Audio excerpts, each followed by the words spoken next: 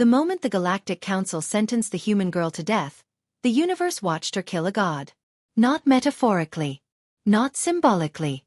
Instantly. One heartbeat after the verdict echoed through the Chamber of Stars, the presiding Galactic Judge, an entity older than Earth's oceans, collapsed into nothing but drifting ash and shattered light. Silence swallowed the galaxy.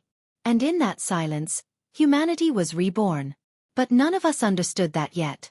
They had dragged her into the council chamber in gravlock restraints, her bare feet hovering inches above the crystalline floor that reflected 1,000 alien suns. She looked too small for the room, too fragile for the eyes watching her. A human girl, maybe 19. Dark hair tied back. A faint bruise blooming purple along her jaw where someone had already decided she didn't matter. My name is Elias Monroe, and I was the only human observer permitted to witness her trial. I didn't know then that I was watching the beginning of the end. The chamber itself was a cathedral built by civilizations that no longer existed. Living stone curved upward like the ribs of a colossal beast. Stars burned behind translucent walls, distant and uncaring. 43 species sat in levitating thrones, their bodies adapted to vacuum, acid, plasma, or things my brain refused to categorize. And at the center hovered Judge Kethrix. Kethrix the Eternal. Kethrix the final arbiter. Kethrix who had executed entire species with a thought. He was not flesh. He was law-given shape. His voice vibrated through bone and memory as he spoke. Human designation. Subject E-771. You stand accused of unauthorized activation of forbidden technology, planetary destabilization, and potential extinction-level influence. The girl lifted her head. Her eyes were calm. That should have terrified them. But it didn't. Not yet. The council finds you guilty, Kethrix continued, already bored. Sentence. Immediate disintegration. A pause. A ritual breath. I opened my mouth to scream. I never got the chance. The girl looked up at the judge. And reality broke. It wasn't a weapon. It wasn't technology. There was no visible attack. Judge Kethrix simply unraveled. His luminous form fractured into impossible geometries, screaming without sound as his consciousness collapsed inward. In less than a second, an entity that had ruled for millennia ceased to exist. Ash drifted where a god had been. Every throne recoiled. Every alien screamed in their own way. And the human girl finally spoke. No. That was only the beginning. Panic spread faster than light. Council members activated shields, summoned fleets, initiated protocols older than stars.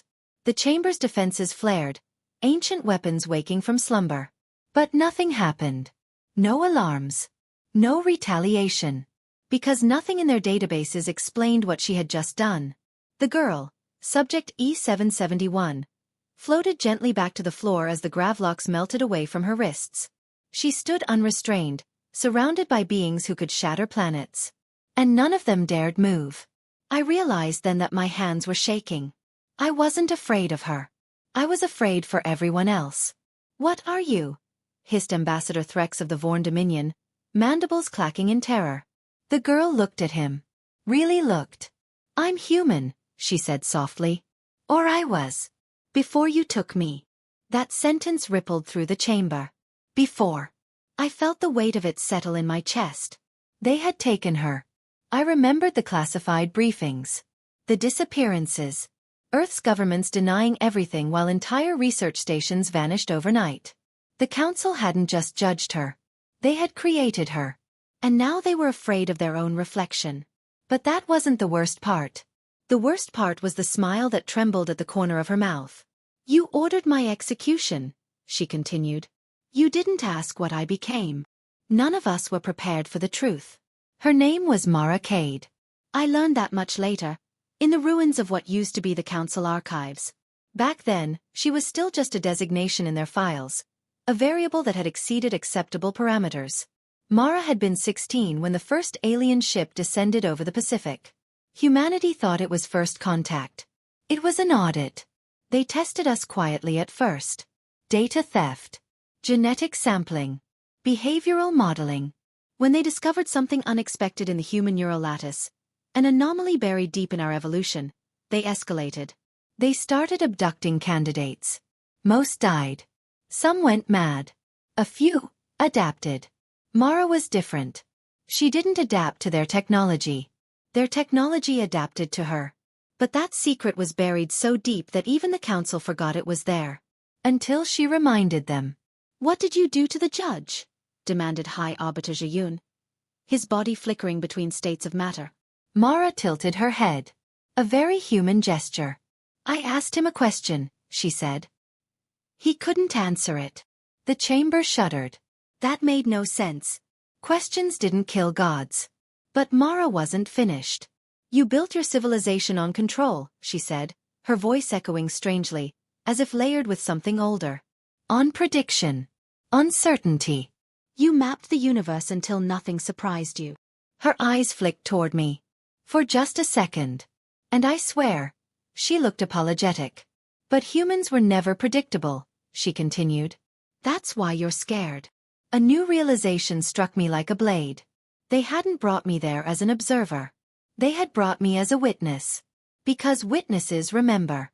And memory is dangerous. But that was only the beginning. The council attempted to contain her. Of course they did. They deployed null fields, entropy cages, temporal locks designed to freeze causality itself. The chamber became a storm of light and force as ancient safeguards activated. Mara stood at the center of it all. Unaffected. She didn't block the attacks. They simply failed to apply. Like trying to burn a shadow.